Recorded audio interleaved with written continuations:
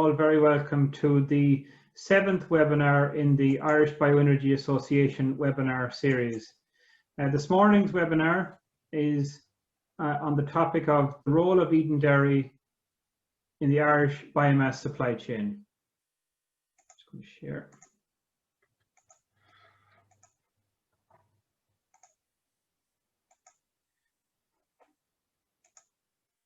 So this morning's webinar is going to consider the role of Edenderry Power in the Irish biomass supply chain. Before we begin, I just want to briefly introduce you to the Irish Bioenergy Association. We represent the organisation we're the organisation for the bioenergy sector on the island of Ireland. We cover the sectors of biomass, biogas, biofuels, energy crops and wood fuels. Our membership is broad and it's growing, and we work on behalf of our members through representation, lobbying, advocacy, and we provide technical support, networking opportunities, advice, knowledge and information sharing to our members. We're also engaged in a number of research and development projects, and those projects are a European Innovation Partnership Small Biogas Project, our 3C Interreg project, the Biomass Designers and Installers Register, and the Wood Fuel Quality Assurance Scheme. To become a member and find out more about the association, you can check out our website, www.erbia.org. This morning's agenda is, I will just present to you a couple of slides as an opening. We will then be joined by Joseph Spallin. So Joseph is the Biomass Manager at Bord na Móna, Edenderry Power Generation. Then we will have a presentation from Dr. John McNamara, who is Head of Regulatory Affairs with Bord na Móna. And this will be followed by a panel discussion with Q&A with the presenters, and also we will be joined by Noel Gavigan, who is the Erbia Technical Executive. As attendees of this morning's webinar, you can submit questions to the Q&A tab at the bottom of the screen, and we will endeavour to answer as many of your questions as possible. Just a quick reminder about our next webinar. It's webinar number 8, and it will take place on Wednesday the 7th of October from 9:30 to 10:30. And the topic and speakers are yet to be confirmed, and we will be publishing full details through our social media channels in the coming few days. We do thank you for joining this morning's webinar, and we hope that you can join us on our next webinar. So webinar number 7, by way of introduction, bioenergy has a significant part to play, and there's a significant need to increase the usage of bioenergy in the energy mix in Ireland to meet Paris Agreement targets. By 2024, Edenderry Power intends to run solely on 100% sustainable biomass, and the Midlands will continue its long history of being an energy supply, and that will move to low carbon sources. There are many benefits associated with this, and our speakers this morning will outline those benefits. And the indigenous market for a broad range of lower grade and residual forest products will be outlined. This Edenderry has the potential to support the development of biomass supply chains for the heating sector and offer significant commercial opportunities for growers, processors and suppliers, as well as jobs and broader benefits for the wider rural economy and rural Ireland. So without further ado, I'd like to hand you over to our first speaker this morning. Our first speaker is Joseph Spallin, and Joseph is the Biomass Manager with Bord na Móna. So over to you, Joseph, to take us through your presentation.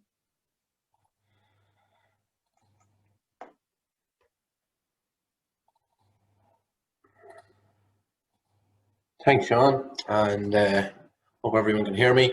Yeah, so first of all, thanks to Sean. Thank you for the introduction, and I'll just start my video. Once again, I'd like to thank Sean for the introduction, and I'd like to thank Erbia and the membership for giving us the opportunity here this morning to go through the following presentation with you. As Sean kind of outlined, we're here this morning to talk about the role of Edenderry Power in the Irish biomass supply chain. So I suppose a little bit about to look back and in a bit to look forward. Edenderry has been a consumer of residual biomass since 2008. So I suppose we've built up quite a level of experience in the sector up until now, and obviously 12 years of experience and various knowledge has been built up over that time. And what it has really shown and shown to the wider community is the resilience ultimately of the bioenergy sector and its ability to be able to provide consistent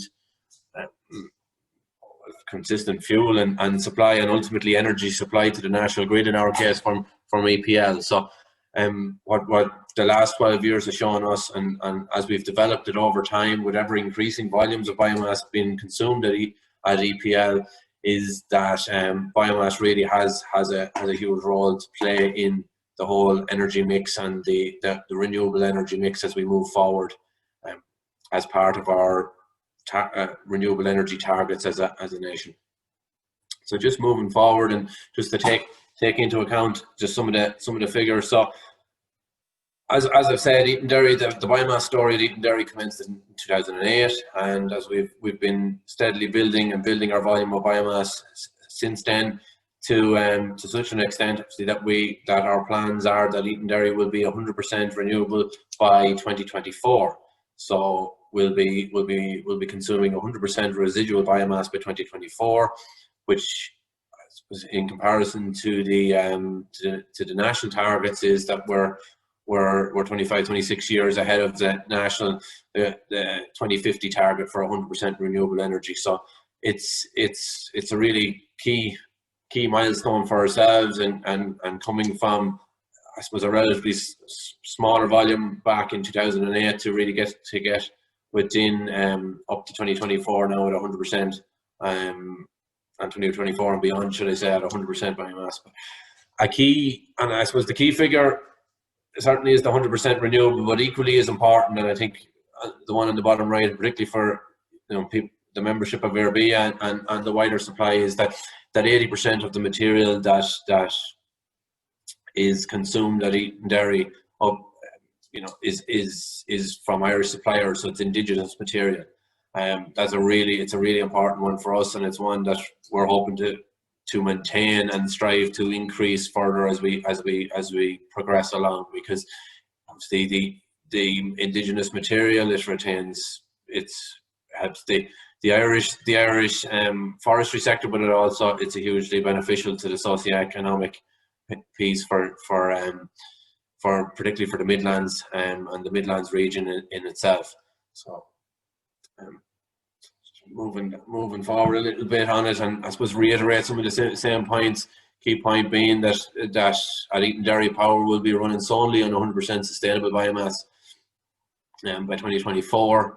A key point, and to touch on it for a moment, is on sustainability, and that point will be, as part of EPL at its scale, is our key parameters that we have to meet is under the Renewable Energy Directive 2, or RED 2 as it's more widely known, and all the considerations under that. So all biomass that is to be consumed at Edenderry has to come in under the RED 2 targets and RED 2 requirements and principles. So that is a whole area of focus for us, and is we have and ensuring that all material has sufficient sustainability and everything requirements that to meet RED 2.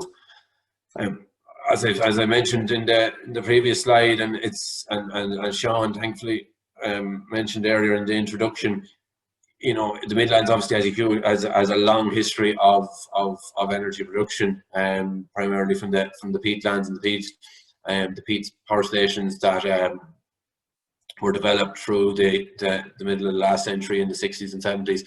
And a key, what we really see as biomass up, since 2008 and going forward, is it's the real host of it will be able to carry that long tradition on and really bring it into obviously the low carbon and renewable sphere. So it's a real means of being able to do that and continue that long history that has been in the Midlands of energy production and keeping. There is a huge well of knowledge, ability, and which has been passed down through generations here in the Midlands. So it's a very important one, a key one for us.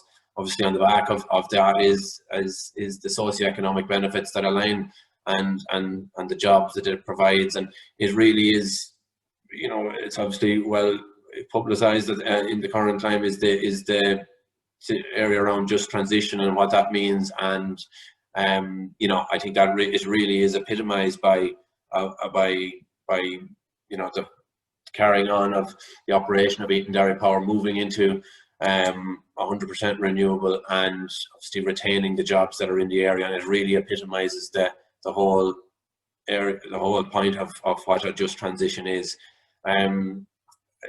Focusing on, you know, once again on the indigenous market and the indigenous, you know, and Sean touched on it earlier in the introduction. You know, the key point and my colleague Dr. John McMahon will speak about it later, but about the abilities of the boiler at EPL. You know, our key benefit is that we can take a broad range of the lower grade residual forestry product.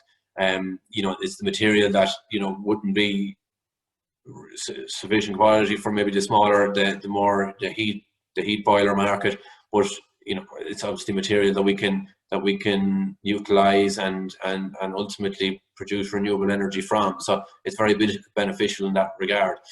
And you know, feeding into that point, our presence in the sector and is what we feel is, rather than being, you know,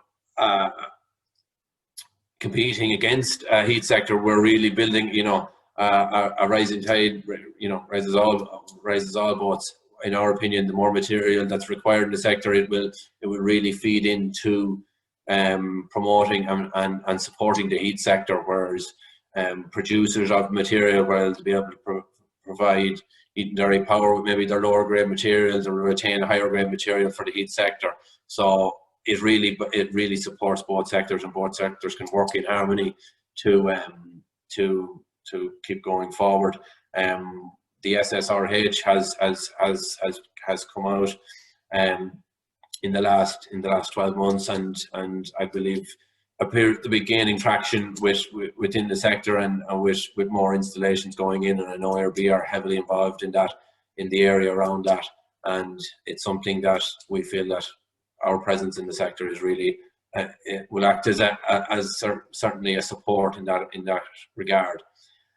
Just moving on briefly to touch on, obviously, our location being in the Midlands and being where we are, we're not, I suppose, directly in the real depths of the Irish wood basket, but so a key point for us will be that we'll be focusing on, you know, absolutely getting the efficiency and optimizing the efficiency of supply chains, of getting the material obviously from the high density wood basket locations towards our plant here in North Offaly. So it's obviously a challenge and something that we're focusing on, but clearly the wood basket that is out there, and as we'll touch on later, is ever increasing. It just emphasizes the material and the potential that is there for the opportunity to get material and supply material into the power plant. So just we'll move on and touch on, and as I mentioned there, on obviously the efficiency of the supply and optimizing, you know, ultimately getting the material there. Borderone obviously has a long tradition of utilising and optimising efficiency of getting bulk material in. I suppose the photos on the top left is what would be widely known in Borderone circles as a rake of peat. So it's the train that's hauling its wagon loads of peat in on the light rail network in from the bog into the power plant. And the photograph on the bottom left is similarly, but it's a recent trial we did on hauling some logs, utilising the same infrastructure, modifying some of the existing rail wagons to carry some logs in along the same rail lines, and seeing whether it could be done. And look, it was great. It was quite a positive one. So we've illustrated it can certainly be done, and it'll certainly help us to you know, optimize the efficiency of ultimately getting bulk material from one location to the power plant as efficiently as possible. But or within Bordemona and externally, a key strategy for the whole business as it moves forward is the brown to green strategy. And I think, you know, the two photos there really epitomise that and really epitomise what it's about. You know, and it's once again, it's the same points again in terms of maintaining the rural jobs and contributing to the just transition. And yes, as I say, the two photographs really epitomise and illustrate that. And you know, it's really about getting the material as efficiently as possible whilst maintaining. And we've a huge opportunity within Bordemona, considering the infrastructure and both the resources in terms of people and ultimately equipment and everything already there. So it really gives us an opportunity to kind of flex our muscles in terms of the infrastructure that we've already got in place. So just moving along, and I'm sure a lot of the people watching this will have seen all this detail a number of times already. You know, we're really on the cusp of a wave in terms of additional material coming on stream. Our planting regime back in the late 80s, early 90s is really starting to bear fruit now, and we're really coming into, you know, larger volumes of material coming out of the Irish forestry basket. You know, this is obviously the COFORD produce some really quality reports and really give a great steer on where we're going. I suppose these graphs and being able to see that there's such an increased volume coming on stream is really positive. I suppose it is shrouded, for want of a better word, within the current situation regarding the felling license situation. And you know, it's something that we've been watching very closely, and welcome the recent the forestry bill that came on that was put through cabinet. So it's really great to see these figures and the increase in volume that's coming on stream. Obviously the situation regarding felling licenses is one that will hopefully you know, be resolved and things can be freed up, and it's something that we'll be actively keeping a close eye on. But it's an exciting time for ourselves when we're trying to build volume for our own power plant, to be able to see that it's really matched with Irish and indigenous material out there. So I suppose kind of keep going with the same numbers again. Obviously it's the 4 million tons where we're at, or where we were at in 2018, moving up. You know, we're moving up to 6 million tons by 2030. So you know, what a key part of, we've been at EPL, we were at 300,000 tons of indigenous material in 2018. So a key aim for ourselves will be to retain the market share that we had in 2018 of the 4 million tons and carry that on once the basket obviously gets bigger at 6 million tons. So that's a very important part of where our projections will be, is to really maintain our share of that residual market. You know, it's reiterating the same point. It's residue that is the material that we're after. It's the material in the forest that doesn't have a commercial value in any other sector, and we feel our presence there can produce an additional income ultimately for the grower, but also it can help with the next crop of material by obviously removing material that may be just left in the forest. Once it's obviously touched on previously in the previous slides regarding the supply chains for both the SSRH heat sector, see in future as well. In addition to that, looking forward into the areas of the bioeconomy and biorefining and all those areas where there's a lot of research being done currently. And you know, this wood basket, it really has, you know, there's an area now obviously with EPL and electricity production, but then beyond that, then there's other areas in that sector and the biorefining sector, which is something that is something that we'll be watching and keeping a close eye on. suppose, kind of working on the point again, and I know people watching this will have a key understanding of this. But I suppose the material, it's really touching on the residual material again, and what we talked about in terms of residual material. The material that we're after is really the lower end material. The high value wood obviously goes into the milling sector for obviously furniture and construction timber. Then you have obviously the stake and the pallet wood the further up along the tree, and then you have obviously the pulp and then the lop on top and brash, and that's really the areas where we're focused on. A point I suppose is made that there's often concern around sustainability and everything that works in that area, and harvesting trees for energy use. But I think it's safe to say that there's no, certainly when people plant or a forest is planted, it's not planted with the desire of selling it for energy, or ultimately selling this, say, to a power plant to produce electricity. It's the high value, the bottom of the tree, the large diameter material. That's where the real value is in the wood in terms of monetary value and commercial value. Obviously, the lower value material that's ultimately it's a byproduct of the forest, but our presence is beneficial. Ultimately, it monetizes and creates a commercial value for that material, and as I've said, obviously it provides its removal from the forest after for instance a clear fell provides a clear forestry floor for replanting.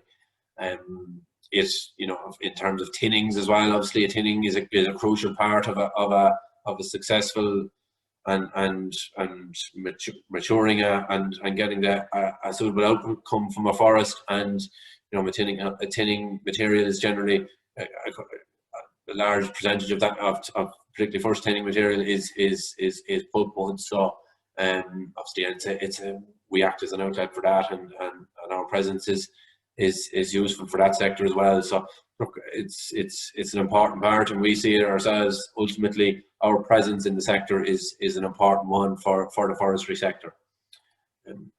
It's, I suppose, reiterating where we been talking up to now. Key point being indigenous residual biomass. That's really what we're working on. The residue, as you may see the photos here in the background of the material on the forestry floor, and the material that's left over after a harvesting operation. This material can be stacked and allowed to season, and the green material die off, and then this material can be obviously chipped and brought in for wood fuel, to produce renewable electricity. So it's a really circular economy, and we feel it's something that's it's really developing pace, and we're really hopeful that moving forward, EPL at 100% biomass using this type of material, which has another commercial has another significant commercial value, is it's a really positive story, and it's a really good story. And particularly with the increased supply from the Irish forestry sector over 10 years, there'll be more of this residual material, and it's something that we're really looking forward to tapping into. Key point, obviously, and a hugely important point for the whole renewable sector is sustainability of biomass, and in particular, as referenced earlier, under the RED 2 and the RED 2 guidelines, and all biomass ultimately that will be used or consumed at Edenderry Power must come under the RED 2 and must meet the RED 2 guidelines that were set out. And finally, hugely important point, as again, the huge history built up in the Midlands of energy production, retaining those jobs, retaining those valuable, the knowledge base that's been built up over generations, and ultimately keeping those jobs at home, helping the economy, particularly in as we've seen in recent times. We really need our rural economy really needs whatever benefits that are out there, and sustainable jobs really is a really good one. So I suppose finally for me, obviously, just some details. Obviously, on the right, we've the materials that we're obviously always on the lookout for new suppliers and new supplies. And if you've any queries or would think you might have material that might be of interest to ourselves, please don't hesitate to contact myself or my two colleagues, Donald McGuinness and Ciara Wynne. See on the details below. Yeah, thank you for your time this morning, and I'll be handing you over to my colleague, Dr. John McNamara, who will take you through his slides of the presentation. Thank you. That's great.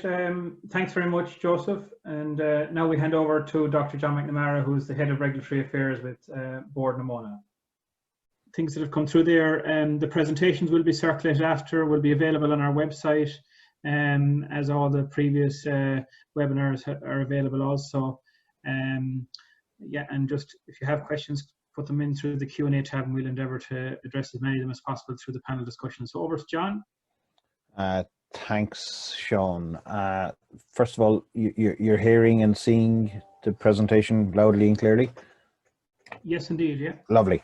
I'll press on. Look, first of all, I'd like to offer our thanks to Sean and the team at Arbia for the invitation and the opportunity to, I suppose, put Edenderry out there and explain, I suppose, what we're doing, what our ambition is. And it is an interesting day for Board Namona today. It's not the first time that Board Namona in its history has undergone a transition. We've had challenges in the past, and the challenges, as Joseph alluded to, is our transition out of peat at the moment, this brown to green strategy. What people may not realize is that today, or certainly last set of accounts, 60% of our revenues are now non-peat related. And that's a trend that will probably be accelerated in the coming years. And I suppose it's on that acceleration that we see the role of EPL, both in its commercial point of view, but also in its role in the Midlands, and also in terms of the decarbonisation agenda coming to the fore. As I said, today's an interesting day. We announced this morning, and some of you may have heard it on news reports this morning or read it in the papers, a funding program or a funding round to raise approximately 1.6 billion for investments in the Greater Midlands region over the next decade. Well, these are primarily for wind and solar and storage. Biomass and bioenergy will also, our investments there, including investments hopefully at the plant in Edenderry, are included in that sum. So I suppose it's a tangible example of our ambition, our commitment to decarbonisation, and our commitment to investing in the Midlands. So I suppose while Joseph has focused on the commercial opportunities and the sources of the sustainable biomass that EPL will be looking for, and that's sustainable under the definitions used in the Res 2 directive, I want to briefly focus on the sort of policy environment that has us where we are today around decarbonisation and the technical characteristics of Edenderry Power, or EPL as I'll refer to it on the slides, and the opportunity that plant can make in terms of its immediate contribution to targets in the period out to 2030. And I suppose seeing the plant in Edenderry not as a solution in perpetuity, but as a sort of transitional plant as the power system and as technologies evolve to allow further decarbonisation. So I'll just move on to my next slide, and hopefully the technology works. Is that coming through? Right, here we are. Okay, so what we see here is the sort of evolution from the original Res Directive 28/2004 with the 2020 targets as we had them. for 2030 targets that fell out of the Green Deal. Originally, when I was writing this slide, we had ambitions between 50 and 55%. I think that now has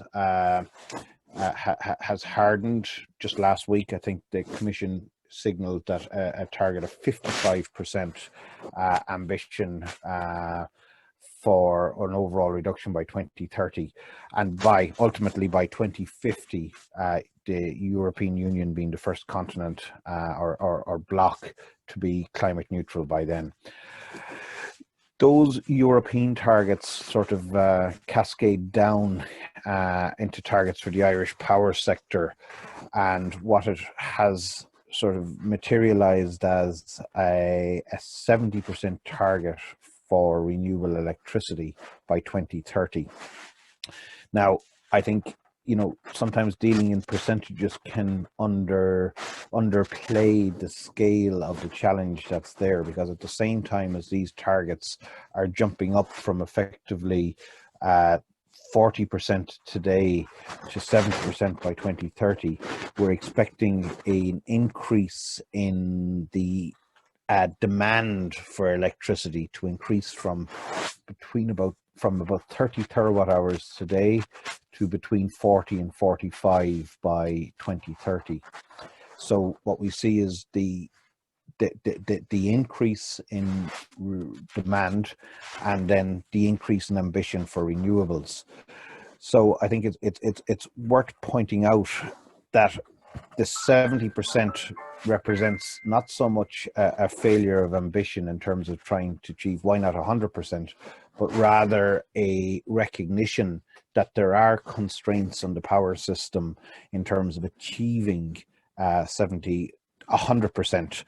And, you know, ultimately with time that may come with storage solutions, further or newer, more novel, lower carbon technologies. And this gets back to my point from earlier, the introduction of seeing EPL, the plant itself, as being a transitional plant while these newer technologies are coming on the bars, but with the advantage of it straddling between being 100% renewable and contributing to the top 70%, but also contributing to the 30% that is the need for dispatchable plant on the power system. And what I mean by dispatchable is, unlike wind, unlike solar, is that when its plant is dispatchable, you can press a button and the power comes out. That's what Edenderry has today, but what we're looking for in the future is to make sure that that power is 100% renewable. And I think what we have here, and the power system and Airgrid recognize this challenge, both in achieving the 70%, but also the 30%, that's what we call conventional plant that EPL falls under, but it's a conventional plant that's fully dispatchable and is the largest renewable plant in Ireland. In maintaining that 30% is critical for maintaining the lights, or keeping the lights on, as they say, the security of supply. So if I could just flash up here and put that challenge in perspective, because what we're actually seeing is that conventional plants are beginning to retire from the power system for a whole host of reasons. Age, investment, cost of carbon, emission profiles, that they just simply can't compete, or can't, for technical reasons or regulatory reasons, remain on the power system. Airgrid's own analysis sort of says that, you know, there may not be adequate generation. I mean, that's a very stark message for our transmission system operator to be giving in a public document to meet demand. And again, demand is, you know, the technical term for putting your finger on the light switch and power flowing through to light up the room, and that's by 2026. You know, and that's you know, they reckon that could become sooner as more plants fall off the system. Now, you know, I think the important point here is this straddling of the 70 and the 30%, the fact that Edenderry is both renewable, or 100%, or will it be 100% renewable, and also the fact that it's dispatchable is filling part of that gap that Airgrid has identified in terms of its fears around generation adequacy. And one of the reasons they're calling out these fears is that it's very, very difficult to build. And when I say build, I include building the business case and even in Excel for any fossil or conventional plant in Ireland. Now, this is a function, or this is a function of how policy, the direction of travel of policy in terms of the decarbonisation agenda is pushing, and rightly so. But the market signals and the market design really don't allow for large conventional plant to be built and fill that gap that Airgrid have announced there, are warning of in their generation adequacy statement. And I think, 2026, yeah, 5-6 years out, but what's telling, in the last 6 weeks, there was 2 amber alerts on the power system.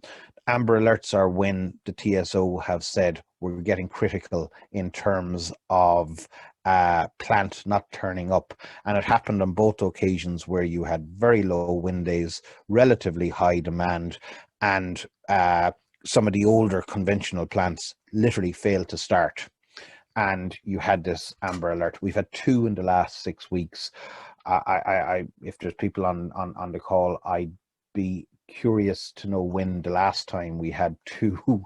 I would say it's a number of years ago since we had 2 previous ones in relation to those amber alerts. So I think in terms of the policy point there around the 70-30 by 2030, and also showing the real fear of maintaining adequacy on the power system, is where we see EPL's role coming to the fore in the future as it transitions to move from, as Joseph said, the sort of 42% renewable today to 100% by 2024.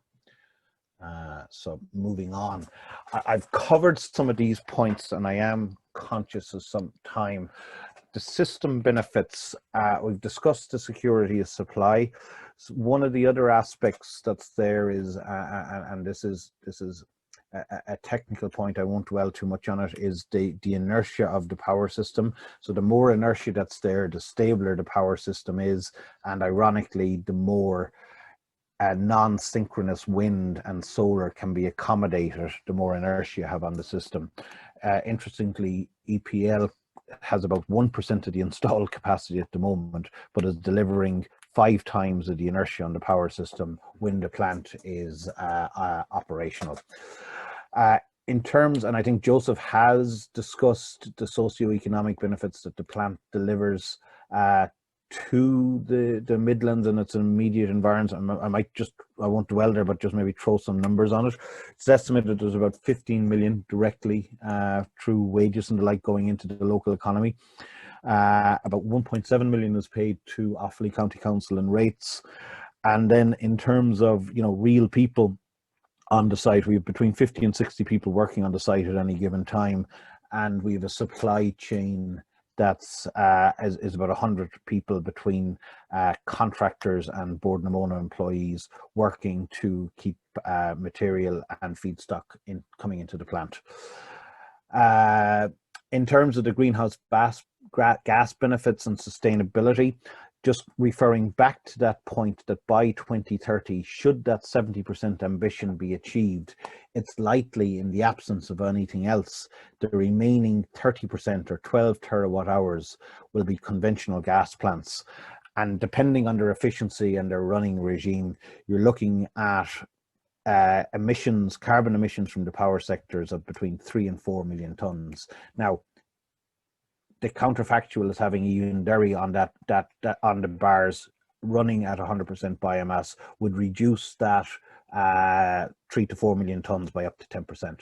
So that's in terms of a real tangible benefit, because as you move out in time with more wind, more solar coming on, the marginal costs and the marginal effort of getting rid of the next ton of carbon becomes much more difficult. In relation to the just transition, I think it's very important. We've been talking, and Joseph again has spoke at length on this in his slides. You know, notwithstanding the fact Bord na Móna is undergoing its own transition, you know, there's communities and our workers in the Midlands are transitioning, and keeping EPL, you know, be it the apprentices that go through, be it the jobs that's there, but more importantly as a potential hub for a broader you know, focus for the bioenergy sector in Ireland, we think is very important. Again, a point that I'm just going to maybe expand on in the next slide or two is that fundamentally we're not competing with renewable heat, and I think this is a very important point for us to call out. Renewable heat and feedstock and biomass that's reused in renewable heat is fundamentally more efficient in terms of space heating and power generation.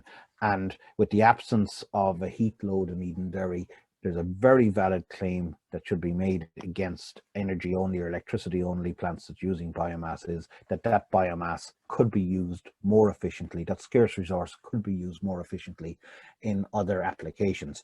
And at a high level, I can't defend that point.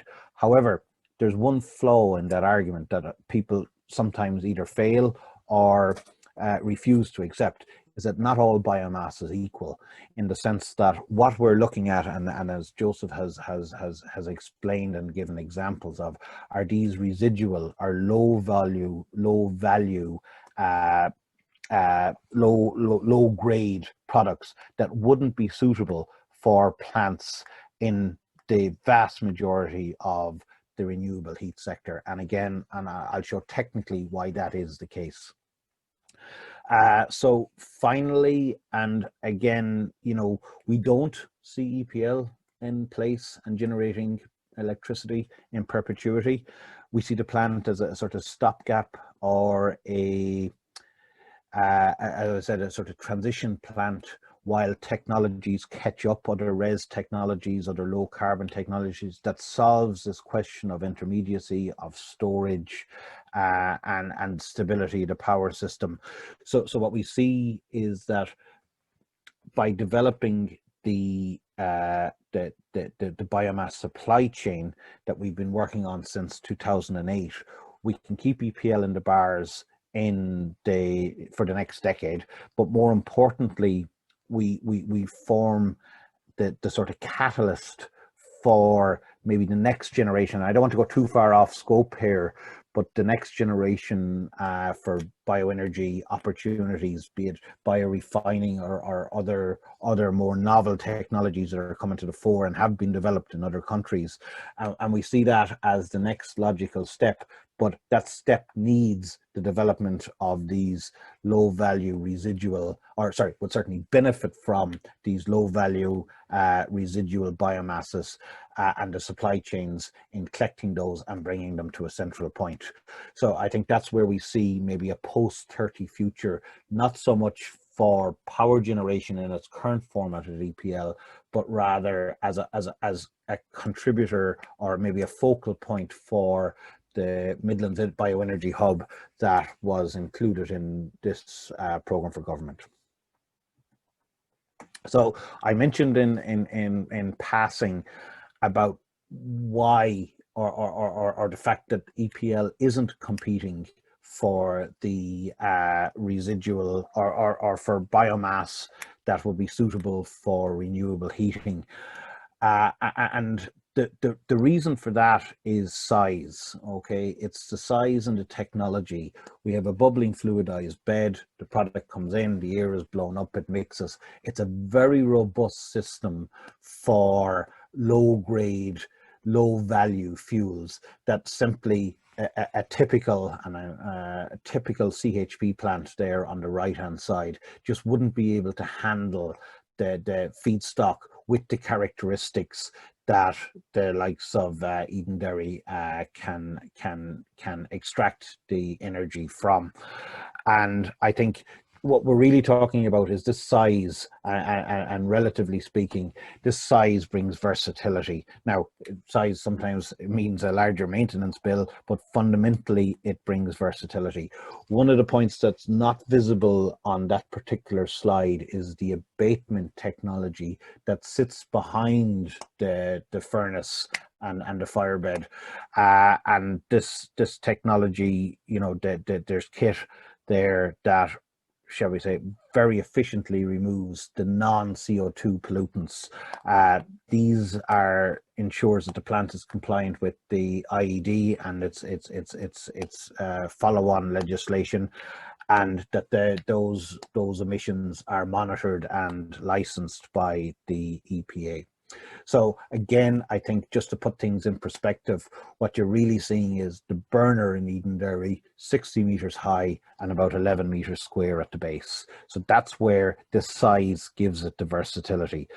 And I suppose what that versatility allows us to do, how it translates into the ability to consume the lower value or the lower grade residual biomasses, is that our tolerance rates for certain characteristics and certain components of certain fuels is a lot broader than you would have say for pellets or wood chip. And I can give just a very brief example, a graphic example of what we mean here. So you take the classic one being moisture, where you see typical pellets that are manufactured, high-grade pellets that are manufactured and that sell at a premium, would have a very narrow spec for the burners and the kit that they're being delivered into. Similarly, you see with the brash that we collect, it can be between 40 and 60%. The pellets being between about 10, maybe 12, 13%. And then peat itself, you know, coming from the technology was developed with peat in mind, but dare I say that the variability of peat allows are required that the plant designers build in these large tolerances, particular for moisture. That in itself, that first graphic there on the percentage moisture, so effectively the plant can take biomass with a moisture content from about 8 up to 65%.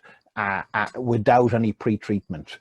And obviously the calorific value, you know, the lower the moisture from an efficiency point of view is more efficient, but fundamentally that point remains, is this broad range of moisture content. There's a similar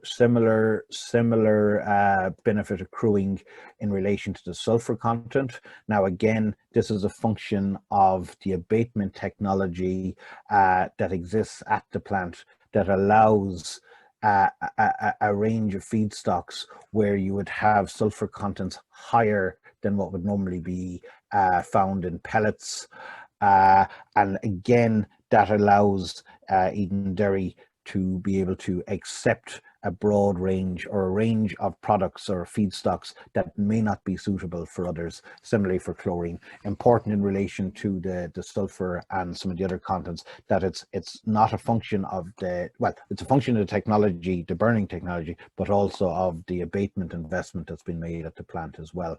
So I suppose, I saw some of the questions just coming in there, what that allows the team is much more latitude, and they operate a sort of traffic light system, and very quickly with some quick turnaround analysis of feedstocks can give a yay or a nay as to the suitability for a particular feedstock that can be used at the plant.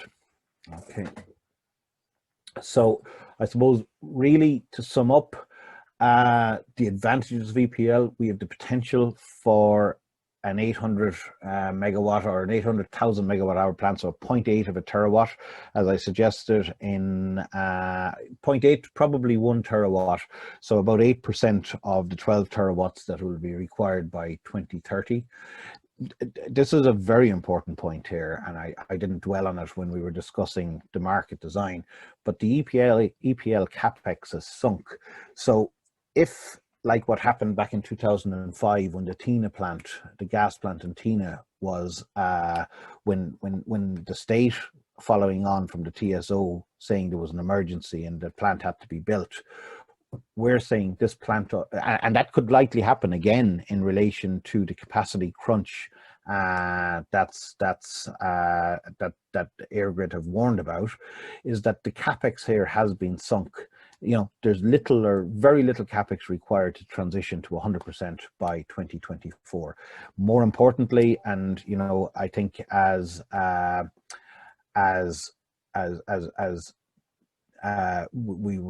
Joseph mentioned challenges to the likes of felling licenses, challenges to grid infrastructure are legion, and the delays on getting grid for new projects is costly and expensive, both in a time point of view as well. No new infrastructure is required to transition on the grid, to transition to 100%. As Joe again mentioned, you know, the feedstock, the indigenous feedstock is out there. The tolerances allow EPL to take a much broader church, shall we say, of biomass fuels, and more importantly, that allows us to focus on, dare I say, and I know I get kicked from my colleagues on the commercial side, to focus on the offal, so to speak, from the residual side of things, and leave the fillet to other sectors, be that the wood production sector or for the higher grade products being used in renewable energy. So I suppose, you know, that's where we see, if we go back, we put the policy, we see where the direction of travel is going with the policy, we see the ambition that's there, the ambition in terms of the renewable ambition that's there, but also the ambition and the challenges of keeping the lights on post 2025. We can see the role that EPL can play and the advantages that it brings. So I suppose in summary, what we're looking for is, you know, to get ahead of policy, to get out ahead of this policy, be 100% renewable by 2024, focus on what's nearby, focus on our indigenous suppliers, and again, deliver renewable electricity that's available on demand, and, you know, limit these amber alerts, limit the guys in the control room in Airgrid having heart attacks when demand looks like it could exceed supply, and you know, ensure it's something, again, I haven't got into it, but it's something that multinationals and those bringing in foreign direct investment is one of the first things they look at. What's the as well as the quality or the quantity of power and the cost of power, but what the quality of that power is a critical aspect when companies are looking at investing in Ireland, and that's not just on the data center side. So I think I have a slide here. I'll leave the slide here showing just some feedback we've gotten from colleagues that we've been working with and suppliers that we've been working with from Euroforest, Macaulay's and PEFC. And then again, just to go back and leave it with the guys' contact details if people want to scribble these down and make contact regarding supply or some other questions like that. So thanks very much. Thanks very much, John, and thanks to Joseph for the contribution for your presentations. I'd now like Noel, if you could turn on your camera and your video as well. So we've quite a number of questions in. We will endeavour to answer a number of them. They fall under 3 or 4 main kind of themes. We won't be able to cater for any additional questions at this point.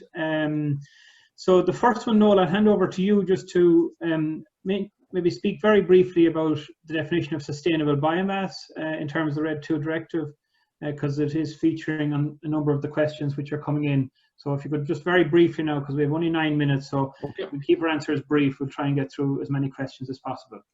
Yeah, essentially the RED II directive was brought out in response to queries over how sustainable biomass is, because depending on the source, you can have very sustainable material, or you can have material that is not sustainable at all. Like, we're all familiar with the idea of rainforests and how they're affected by certain activities around the world.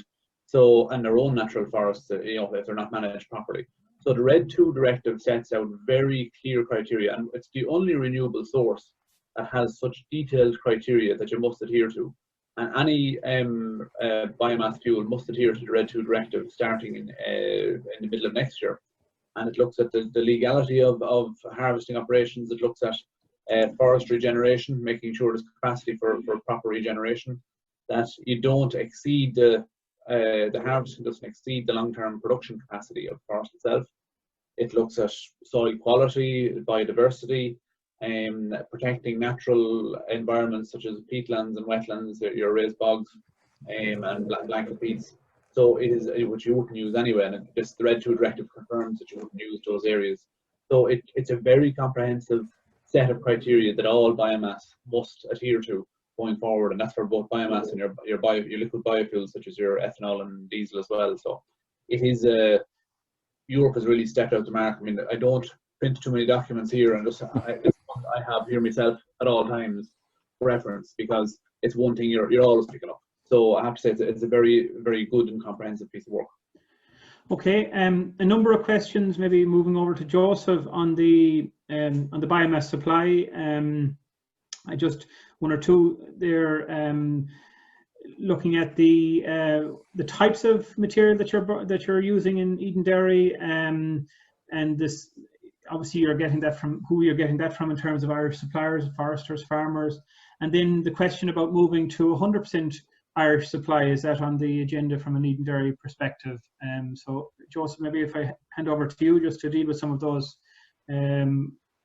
Yeah, look, in terms of material, Sean, it's primarily it's all wood-based products, so it's wood chip. We obviously get sawdust from there. Sorry, Joseph, if you could just turn off your video. You're breaking up a small bit in your coverage. It might just help your. Yeah, that's it. Yeah, thanks. Sorry, guys, the internet's a bit patchy, but yeah. So like the material we're getting, Sean, it's obviously all wood-based material. So it's either wood chip, sawdust. You know, obviously we as mentioned in the slides there, some brash chip as well. So it's all ultimately forestry material. That's the biomass at Edenderry currently. In terms of the follow up there, what did you mention there? Just in terms of the types of biomass, then I suppose people are wondering, is there any scope for non-woody biomass maybe to be used, or other types of biomass to be used in the plant? Look, I think, I suppose what I'd say is, obviously we have certain guidelines in terms of, you tend to, sometimes you can get air into on the waste side as well on that channel. Obviously all our material has to be ultimately it's virgin fibre. So all the biomass that we have to use at the station has to be virgin fibre. So, obviously open to discussions with people, but ultimately under that'll be a key point initially, is that it's virgin fibre. Okay, thanks, Joseph. And just John, just to maybe pick up with you, a couple of the queries here, just around the 80% indigenous supply, and maybe would you like to elaborate on that and just the remaining 20%? Yeah, and I suppose two things on that. One is, commercially we're capped on what we can pay for this material. So the more local the material is, the better for us commercially. That's the first instance. Secondly, I think in relation to, maybe I'd answer the question in reverse, Sean, if that's okay. One of the things Edenderry has been in the last while is that we've been a sort of off-taker of last resort for the industry, where when there was a slowdown in the construction sector or the panel sector, we were there to take material in to cover overhead costs of some of the processors and the like. Today, as we've seen here, we have challenges, or the industry, the forestry industry and the woody biomass has challenges in relation to the licensing and the felling licensing. And I suppose it would be commercially risky for us to fundamentally declare that we were going to be 100% indigenous biomass, just given the vagrancies of the market. So I think it being transparent, we're saying we're focusing on Irish biomass. We feel that under most circumstances we'll be able to achieve 80%, but the ambition is to achieve 100%, and that 20% is a safety valve should, for whatever reason, supply not materialize here. Okay, and as a follow-on to that, John, just a question from Ivan and Michael and a couple of others around the is there a sufficient supply of biomass in Ireland? Because this is to a question that regularly features in the whole discussion about biomass. the available supply. And I think you've clearly articulated in your slides the growth in residues from the forestry sector. But can you just comment on that, please? Yeah, and again, I think it goes back to the. Sorry, Joseph. Maybe just make the point. Yeah, in that, sorry, no, I was gonna. Yeah. So, sorry, just make the point is that, you know, we're nearly redefining what we mean by biomass in terms of extending out the range of materials that we're capable of accepting. So some of the numbers, looking at the residues, looking at the lops and tops, looking at, you know, the thinnings that occur to get I mean, fundamentally, we're not growing timber or we're not growing trees for consumption in Edenderry. I want to make that point very clear. But, you know, to get good husbandry in those forests, the use of thinnings that wouldn't have a market could be used again in Edenderry. So yes, it's going to be a challenge to get the material there, but I'd like to think that Edenderry are playing its role in broadening out the market and making the market deeper in terms of the potential for foresters and suppliers to increase the range of products that they can sell into the marketplace. Okay, and Joseph, do you want to come in and comment on that? There's some questions here about the criteria for selecting fuels, and also just comment on what John has spoken about there as well. Yeah, absolutely. Like, you know, as John articulated there, in terms of, you know, we're looking for the offal, I suppose, in terms of the tinnings and stuff like that. But in terms of the volume, look, you know, and it's just to go back on the point again a little bit is, you know, there's obviously we're seeing these volumes coming on, but it's the difference between the volumes that are on there on paper and what's actually realizable as well is a key point. And obviously the highlighting of the issue regarding around the whole licensing piece is really important. You know, those kind of challenges will obviously it will make it, you know, more and more difficult for us to increase the volume of indigenous material. But in terms of material, look, we've a specification and criteria that we set out for materials delivered to Edenderry. Sean, so if anyone on questioning there has a requirement, if they want to contact myself or any of my colleagues there, we can share the specifications that we've got for material delivered to the plant. Okay, there are quite a few technical and very technical questions about which we're not going to go into here because it's just we're trying to get a broad sense of the questions which have been asked. But I'm sure if anyone has any specific technical questions, they can forward them directly to myself or even to Joseph or John or any of the contacts which are listed. I suppose just to pick up on some of the commentary as well, good point here from Eugene, as well as the residue early thinning can provide a source of sustainable biomass while adding value to the tree crop. Absolutely, yeah. A couple of points about fertilizer and the material from a fertilizer point of view. I suppose it's important to point out that this material is left on the forest floor, this residue material, for a number of months in order for it to reduce its moisture content. At that time, the needle would fall off, which contains the nutritional value, and that's returned to the forest floor. So in effect, it's the waste material, even after that process has gone through, or the residue material, sorry, that's brought to the plant. I suppose to conclude, is there any further concluding remarks you'd like to make, John, based on and Joseph, then to finalise on this on your presentation? No, but I do hear the queries that are there regarding the supply, particularly the indigenous supply. I think what we're saying is that we can take a broad range of materials once characteristics, and they're more chemical characteristics in terms of one of the things we can't take in would be like the straw, where the melt point just would sort of insulate the tubes. But I think the takeaway that I'd like people to get from today would be, we are open for business. We are looking for indigenous biomass. We can take probably material that maybe people in the industry may have seen as a residual with limited or no value. It's not impacting, as you said, on the potential fertilizing that's there in terms of the brash that's there and the soil amendment properties. And also, and very importantly, that we're not competing or not taking, shall we say, feedstock out of the mouth of the renewable heating sector. And again, doing this for two reasons. One, in terms of decarbonising the power system, and two, in terms of ensuring security of supply and keeping the lights on, while all the time looking to do this in the Midlands, noting that of all the regions in the country, the Midlands is the one that is currently suffering the effects of just transition and the decarbonisation agenda. And it'll be a test of government. It'll be a test of government and policy makers to ensure that the Midlands isn't left behind as, you know, the capital cities and the cities begin to transition to lower technology or lower carbon technologies, that there aren't communities and regions left behind. And Joseph, do you want to just sum up from your perspective, and then I'll just ask Noel to conclude. Joseph? Have we lost Joseph? Okay, I'll hand over to Noel. Maybe Noel, do you want to just conclude from your perspective?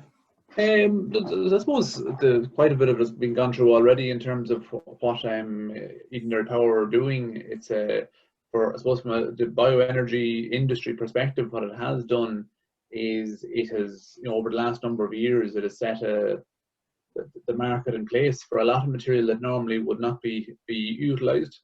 And it has also made it cheaper to extract material that we do want out of the forest. So it has helped the whole process there.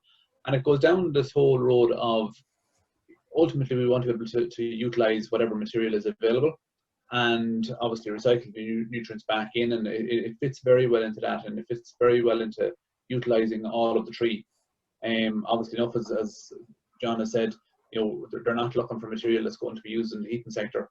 Obviously, they're not looking for material that's going to be used in the lumber sector as well, and you know, they're all going towards more timber frame and housing, and you know, that material locks in carbon as well. It's a very effective way of doing so, a very effective building material.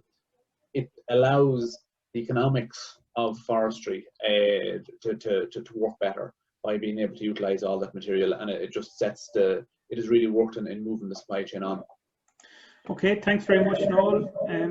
So that concludes this morning's webinar. I'd like to thank you all for attending. I'd like to thank John, Joseph, and Noel for contributing. I'd like to thank Justin, who's behind the scenes from the Borna Mona perspective, and also Teresa O'Brien for all her work in organising everything to do with this webinar behind the scenes from an Airbia perspective. And thanks to Teresa, only for it wouldn't run as smoothly as it does. So we are certainly open to engaging with you further on some of the topics which you have raised.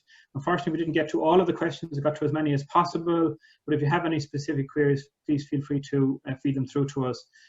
So we conclude on that. Thank you all for your time, and I look forward to the next time to speaking to you again on another topic as part of our bioenergy webinar series. Thank you.